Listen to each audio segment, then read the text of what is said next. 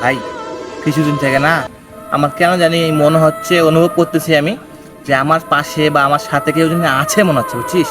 আচ্ছা আচ্ছা, তাহলে তো ভাবনার বিষয়। তারপর? আমি মানে কি বলবো তোকে, আমি খুবই ভয়ের মধ্যে আছি, বুঝছিস? আমি মনে করি ঘুমাইতে গেলেও মনে হচ্ছে যে আমার সাথে কেউ আছে, তারপরে হচ্ছে এলো হাঁটতেছি তাও মনে হচ্ছে কেউ আছে। আমি মানে কি করবো বলতো ভাই, আমার মানে খুব মানে ভয়ে ভয়ে কাজ করছে আমার মন। ও আচ্ছা আচ্ছা।